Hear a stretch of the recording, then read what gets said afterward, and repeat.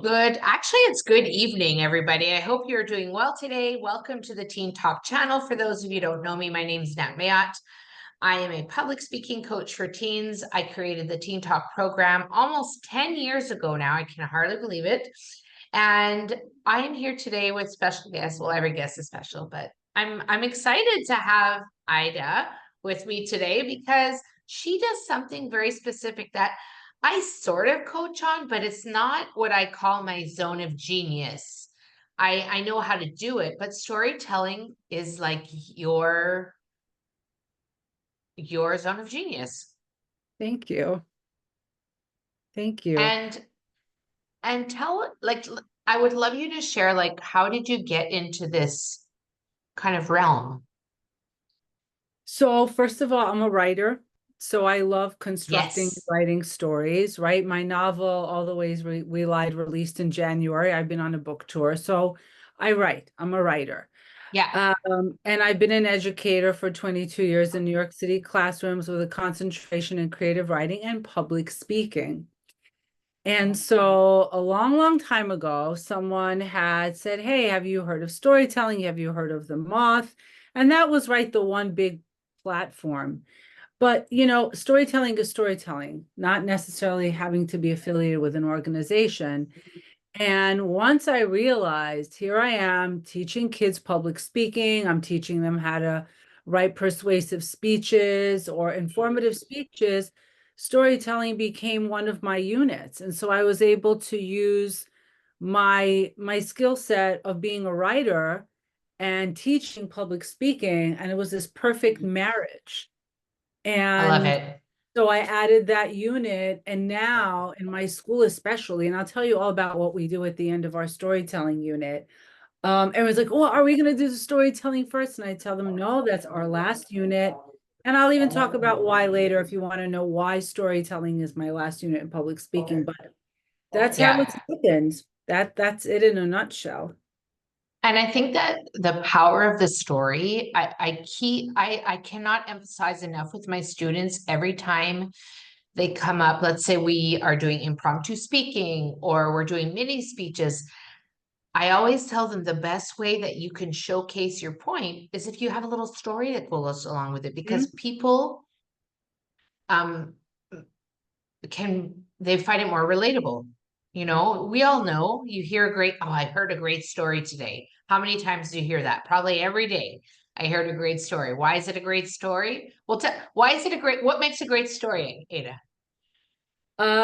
What makes a great story is not even the problem, because every story has a Yeah. problem. The conflict is the heartbeat of a story, right? What Mm-hmm. makes a great story, believe it or not, is not the story, but it's the teller. It's Oh, yeah. it's about, I know this because I've seen so many people tell stories, right? And it's really about the teller and how much they are connecting with the audience. Are they Yeah. using their practice memorizing voice, or are they looking at the audience and speaking to them?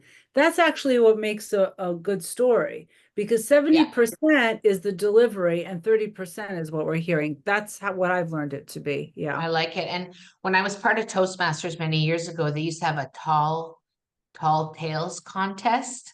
And then Ah, people would come and tell this like elaborate story or tall tale.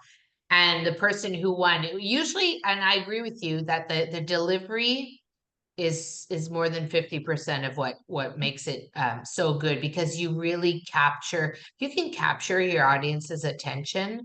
I think that there's something brilliant behind there, because then you have them like literally in the palm of your hand, right? mhm, mhm. So you do storytelling as a unit, right? So you do it alongside public speaking. So public speaking is sort of what connected us, because you found me on the internet I did. I did. because of TEDx, because of That TEDx Cabarete. We're gonna get a that shameless plug there, shameless plug. no, that's Um, wonderful. You should plug it. And I think that there's a reason why, I decided to apply for this license, and I'm meeting so many incredible people, including yourself, that have talents and things, and I love to share them. But why do your students get so excited about this unit? So they've heard about it because I've been doing this for 10 years in the building. Okay. Right, but I think that as much as they say I don't have stories to tell, they get to talk about themselves. Mm, Right? They get to really, it's not about drafting a persuasive essay where it's like, do we have a counterclaim and all this formulaic stuff, which I don't even teach, believe it or not. But the technical stuff, yeah. yeah, I just It's keep boring. it is, and I keep it really simple. So we start with unit one, which is persuasive speaking, which is fun. It's fun to Yeah. like get them to get up there and talk the audience into what, right? And then we do a unit on informative. The reason storytelling is at the end because there are so many kids who start off very unwilling to disclose of themselves. But by the end of the school year, I have them from September to June. So by Yeah. June, they've reached a comfort zone. Yeah.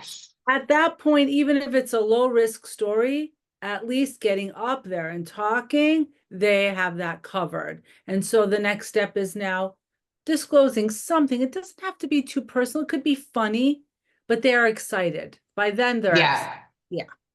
Yeah. And I was telling you before we started recording that I just did a spoken word unit with my secondary students, which was a novelty for me. And I love spoken word. I've been listening to it for years. I feel like the books of poetry that I've written, some of it had some spoken word in it. And they really, those are the kids that I've been working with for over almost 3 years now. They really opened up and shared things. And they asked me first, Miss Natalie, if I put this, like, who's going to read this? And I said, only I will read it. Mm, And then, I do share with parents, your son, your daughter did something, they really wrote something beautiful. What'd they write about? Oh, I can't tell you that. And the parents are like, what? I said, right. because if they choose to share it with you, then that's their choice. I cannot choose for them. Um, I think that there's some kind of, there's power in that. And what I said to you was that it's the power of the delivery and of sharing. When you give your words life, Mm-hmm. you're taking it to a whole other level. Yep. Yes. So okay, so in public speaking, teach specific, um, I guess, themes per unit. Now, do you break down like the skill set, or is it more of like an ongoing thing? How does it work for you? I do a balance of rereading texts that may be persuasive. I do the technical part, which is rhetoric and what are the modes of persuasion. We talk about Aristotle. I go to the very beginning of how it Wow, okay. started in the Agora in Greece. And so the beginning is go up and tell a joke, memorize a joke for tomorrow. Right. And then it turns into talk about your name for 30 seconds. And then I have an array of index cards and you don't know what you're going to Yeah, get. So they pull something out. yeah, They have to talk about it. So with everything is a challenge. Maybe the first time it's just a challenge to be up there for 10 seconds. But every time they go up there, there's a different yeah, challenge and a different benchmark that they've met. But even yeah. if we're not giving our actual speeches, I incorporate practice time once a week, there's definitely a practice opportunity. Yeah. Absolutely. Yeah, I know for myself, and I was talking to a fellow teacher today, and she said, "Oh, she's a Spanish speaking teacher." And she said, "Can you share the video we did together? Because we did a collaboration, and my Spanish is not strong enough yet. I'm getting there, but to teach a topic, I'm not there yet. But so she did a translation for me, and I said, of course you can use it, no problem. And I said, but you can do this. Like I can coach you on how to deliver. She goes, no, I can't do it like you. And I said, I understand what you're saying. I said, however, the topic is you already do it as a teacher. You just don't call it public speaking. Mm, You call it something else. And for me, I have a method, I call my method to my madness, like if I always start off with this icebreaker game or some kind of interactive activity that gets them talking without them knowing that they're talking. mm. And then sharing like and especially if they're just starting out with me, we're focusing on skill set, like what is pausing, what is, you know, you have to speak up because if you're at the back of the room and I'm at the back of the room and I can't hear you, we What's need the to talk point? about what's the point.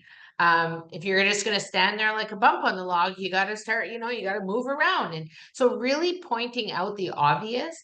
And then at the end of every class, I do, like you said, like a practice, some kind of impromptu speaking or I like the joke thing. I might borrow that one.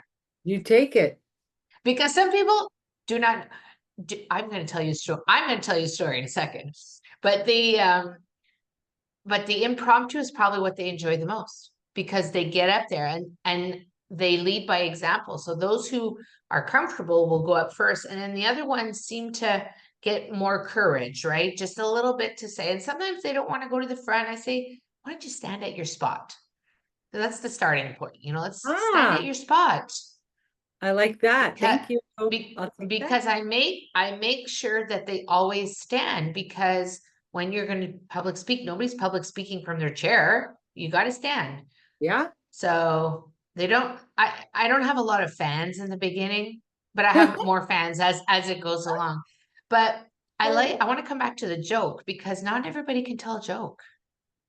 No, and the idea is just to get them to go up there. So there's no pressure even to be funny. Just memorize it and get up there. That's the first thing they Oh, do. it's a strategy. Yeah, it's definitely a Yeah. strategy. Talk about your favorite color. And another fun thing you can do, the index cards I was telling you, Yeah. I have them create the questions sometimes. So everyone gets an index card and they Okay. create the questions. And I say, maybe you have questions that you think would inspire someone to want to talk. So your Yeah. goal is to write a question that's going to inspire up here. And then I collect all of them and Oh, whatever they fill nice. out, they read, and then they're part of the process, right? I'm not the one Yeah. telling them what to do. So that's another technique. Yeah, I was in Toastmasters for 11 years, and at the time they used to have a manual, and every manual had a theme. So there was Hmm. persuasive speaking and sales speaking, and then one Right. of them was a humorous manual. And this one gentleman, he tried so hard, and he would get up there and he would laugh at his own jokes, but no one else was laughing. Uh, And then in Toastmasters, I don't know if you've ever been, but then you always have an evaluator, somebody that evaluates your speech and goes up.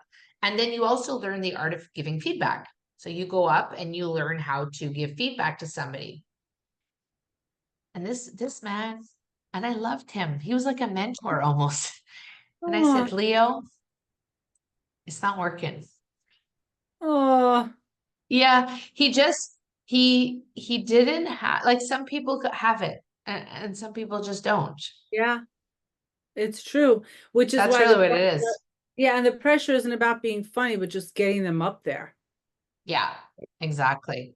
I want them to do. So, so I'm sort of curious, like, what anybody who's watching now and is wondering, okay, so how do I incorporate stories into either my everyday life? Because stories, can complement anything that's going on, or maybe they have a project coming up. What would be you know, your top tips or your strategy on getting a good story out? Well, like how to just compose one, how to put one Yeah, together. like how can you add that to, maybe you are doing a persuasive speech and you have to tell a story to, to make your point. You open with the story. You open Mm, with the story. So let's say they're doing a persuasive speech on why, I don't know, fast foods need to be eradicated from the United States, let's say, right? Or phased not a out. bad topic. Okay. They open with, right? It was 11 a.m. and I'm in the bathroom, sick to my stomach. And now everyone Yeah. is sitting up. What happened? Yeah. Oh, I'm And then up. you pull them in. You open with your story. If it's persuasive, it's a small story, Yeah. obviously. And then Yeah. you pull them in. Anything that you do, any speech that you give, you can begin with a story. I'm pretty sure Steve Jobs's commencement speech was at Harvard, opened with a story. It opened with his adoption story, I'm pretty sure. And it was his part of his commencement speech, Yeah. right? That's what I would say. Anything, open with a story, but make sure I it's love got a it. conflict. Yeah. Conflict. So conflict is key. You don't have a story unless you have conflict. there's no point.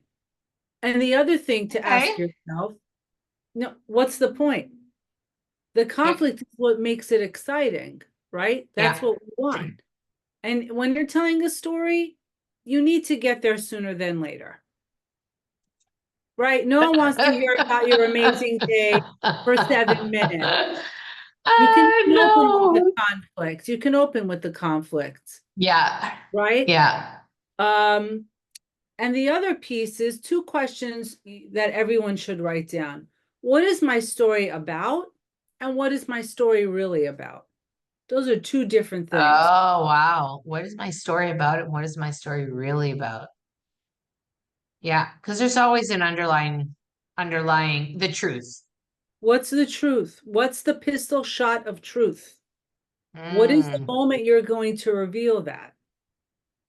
yeah, Okay. I Right. like And that. right. And then obviously the last piece is the takeaway, the reflection. Maybe you don't want to say what I learned from this is, and you could end it with, I just want to say one thing about this whole thing, right? Even if they're a kid, there's only one thing I want to say to all of you in light of all this. Find a way of pulling it together at the end, right? What is the takeaway? There's the Yeah, aha. 100%. Yeah, the aha moment. I always say to them, what do you want to leave the audience with? It's that feeling and what emotions can you bring up for people? Because that's a good story. My daughter she doesn't like sad stories Mm-hmm. because they're sad. Mm-hmm. And we live in a world now where if you're on social media or YouTube, everything's happy. Everybody's happy. Everybody's laughing. But the minute that you throw the arc in of like some sadness or um, challenge, it's that idea of uncomfortable, Mm-hmm. right? And But the uncomfortable is sort of the at arc that you want people to be interested in. I like and that. yeah, and the thing about storytelling, I mean, there are so many TED Talks about, where it all started, why we all, like, think about, we all gathered around a fireplace and we listened to stories and we told stories. There were people hundreds of years ago who walked through the countryside and they told these long, elaborate stories. Our Yeah. brains, I mean, there's something, and I teach, by the way, also, I didn't tell you, I teach AP psychology. And so Oh, that's right.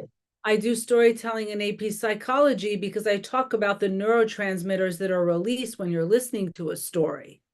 And Yeah. then, and I make them write stories and I say you need to release oxytocin in your audience's brain right now. Write that story. I do things like that as well. Wow, I like that. So my point is that something is happening to us neurologically when we hear it.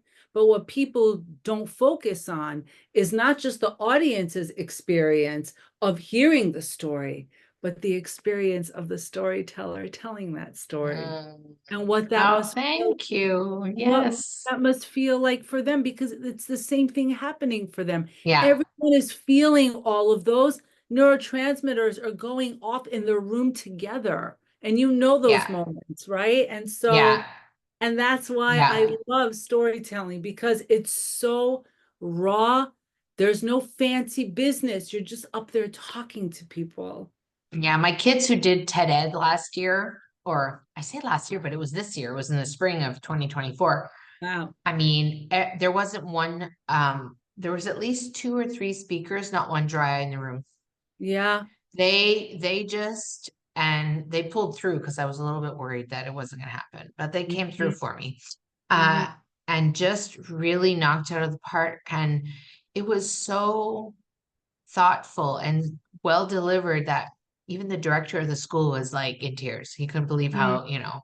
So those are those pivotal moments for me when I know a story is good, is that it evokes emotion, you know. Absolutely. And I wanted to add, because I'm so scared, I don't mean to hijack our talk, but I wanted to tell you what I No. do at the end of my storytelling unit, which is the highlight Yeah. of the whole course, and it's the end of the year. I want to give them that real world experience, right? And sometimes I do have other classes come in and watch them tell their other speeches.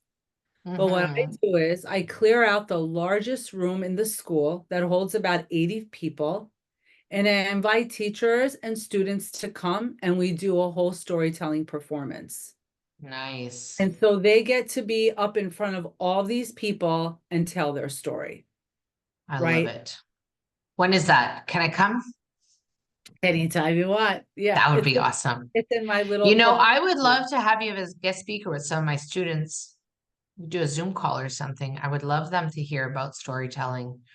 I would love to do it. That sounds awesome. And also I love teenagers, by the way. I love them. If I've been I doing know this for, there's not very many of us that love them. There's not very yeah. many of us. Oh, I love them. And if I've been doing this for 22 years, I just get such a kick out of them still. I Oh really do. yeah. They think that they pull the wool over my eyes. Yeah. Miss Natalie, I'm like, yeah, I know. You're fantastic. I tell you all the time, you're fantastic. Yeah. And I have a speaking coach in Montreal that when she gets a call from a parent, she's like, oh no, she goes, I can't help you, but Natalie, she could help you. And that's Natalie's thing. Oh, that's wonderful. That It feels good. is. It is great because she fully, like she says, I have just zero interest to work with teens. It's just not my, and Oh, that's okay. And I can't even, somebody even asked me today online, like, how did you stumble into this? And it really is because I was that teenager. I was so scared to go to the front of the class. I didn't even want to go talk to the teacher. I would mhm, say from like middle school, like that grade 6, grade 7, very shy, very anxious, like sweaty hands all the time. And having my daughter, I thought there is no way that she's going through this. No, no, no, no, no. mhm. And well, I can tell you that we're not going through that. She's fine. That's She's bold wonderful.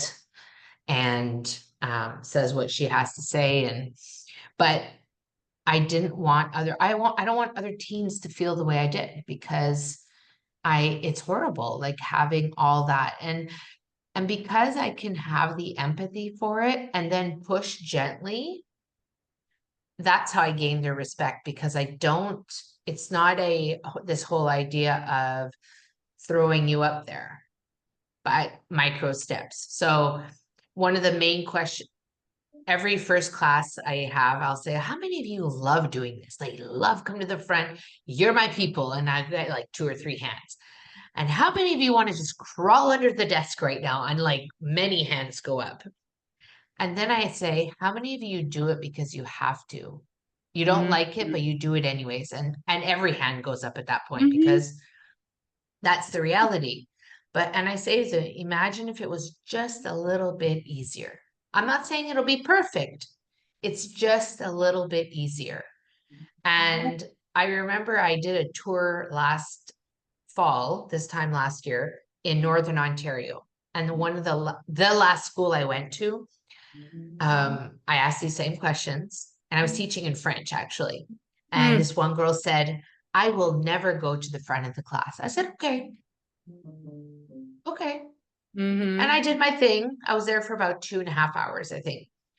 And at the end, I did the practice session just like I did in every other class. Well, lo and behold, guess who got up? For me, that's a win. That's a win. Absolutely. Yeah. Absolutely. And the thing for me is, I don't know how much you get to stay in touch with the kids that you meet and who you help, but because I work in a school, I can have them. And I really am not just saying that. I mean, you don't know me well, but you know that I am sincere I when I say understand. it. No, I understand. Right. Yeah. And they'll come to me the next year and they'll be like, Miss Zilelian, guess what? I had to do blah, blah, blah in my class and I knocked it out of the park. Or I have an administrator saying to me, your class is special. So and Yeah. so is really shining because we asked them to do blah, blah, blah for an organization. And they said if it wasn't for you, they would have. So I can see it coming full circle and they Yeah. understand that it changes when you learned something that Yeah. changes the way you perceive yourself, you live your life differently. So that's 100%. the Yeah. gift you're giving your kids. That's the gift you're giving Yeah. students. Yeah. My girlfriend was at a soccer match this summer and commented on the referee saying, you're very well spoken and she said, where do you go to school? And he told her the school, and it's the school I've taught at for 9 years. And he Oh, said, so she says to him, "Do you know Miss Natalie?" And he says, "You mean the speaking lady?" And she says, "Yeah." She goes, he says, "Oh yeah." He goes, "I was in her class in grade 7."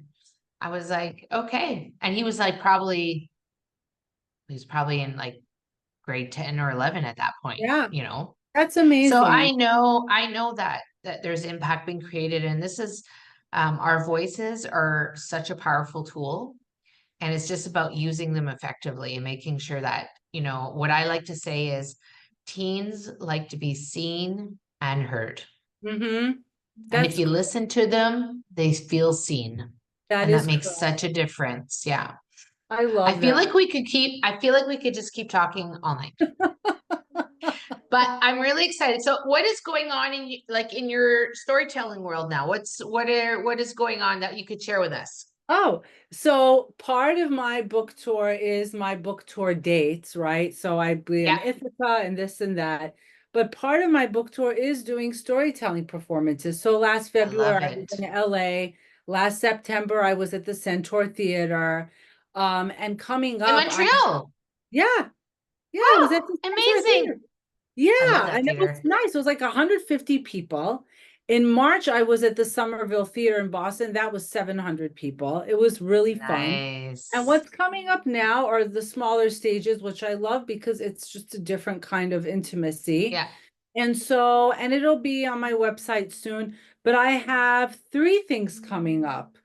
I believe on November 15th, I'll be, at Queens in Astoria. I don't know if you have any viewers in New York City, but I'm at a space called QED, which is a performance space, and they always have running shows. So I'll be at QED in November.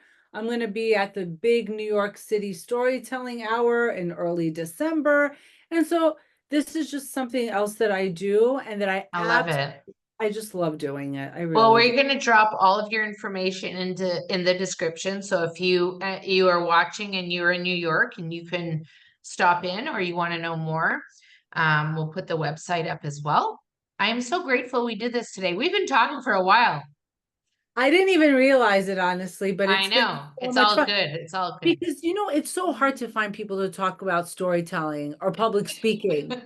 So thank you for having me because this was Oh great. my God, I love it.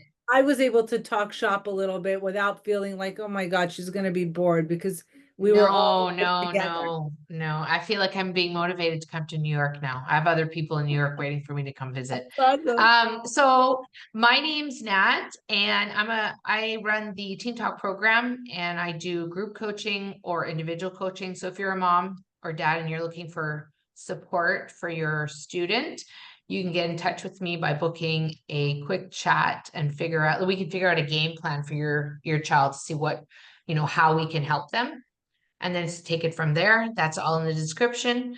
Thank you so much for being here. I'm so grateful. Whatever you choose to do, I hope you have an incredible day or evening wherever you are. Take care and see you soon in the next episode. Bye for now. Thank you.